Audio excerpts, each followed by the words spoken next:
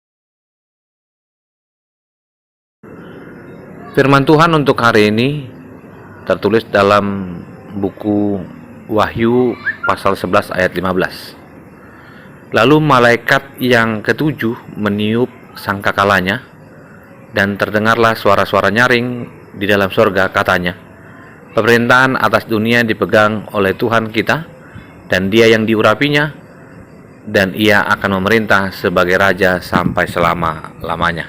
Demikian firman Tuhan.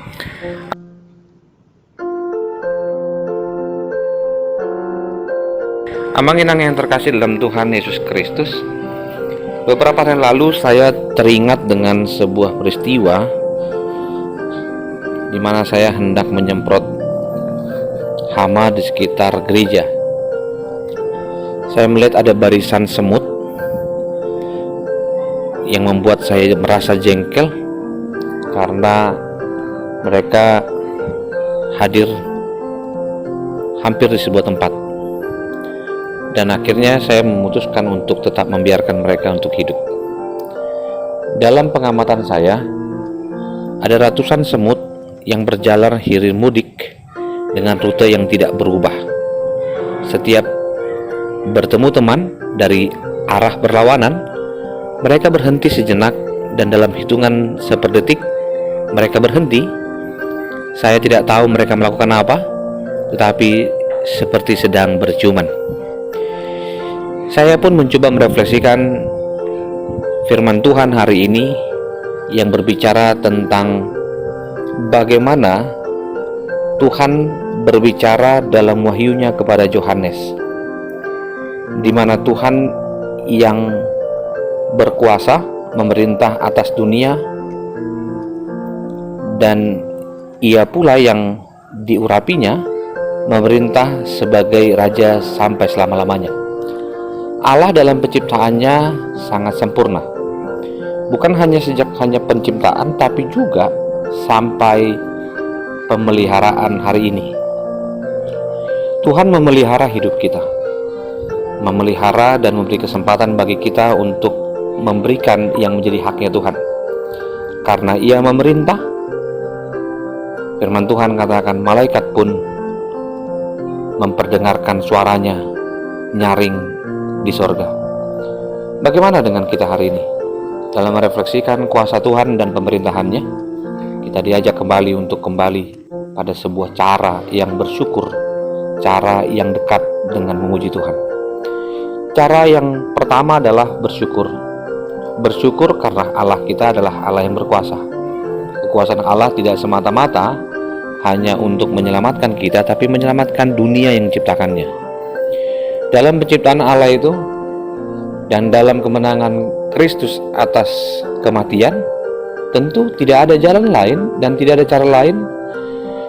Kita harus memuji Dia, memuji Tuhan dalam hidup yang amat singkat ini.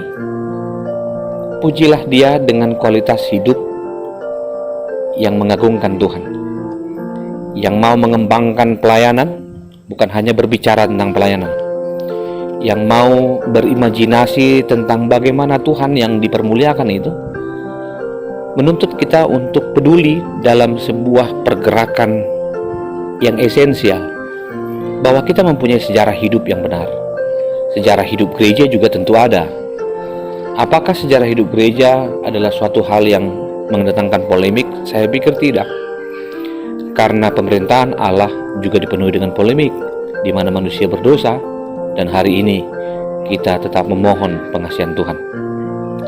Untuk itulah saya mengajakmu, Amangina, kembalikanlah pemerintahan Allah itu sebagai puji-pujian kita, dan suarakanlah suara pujianmu dengan kepedulianmu, dengan nyanyian yang hidup.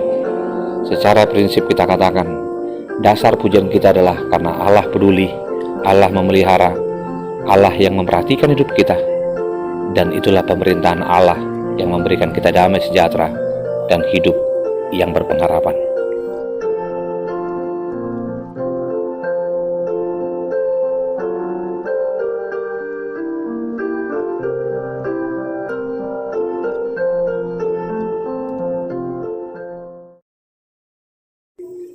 Terima kasih Tuhan, untuk hari ini kami diingatkan akan kebaikan dan kuasa Tuhan.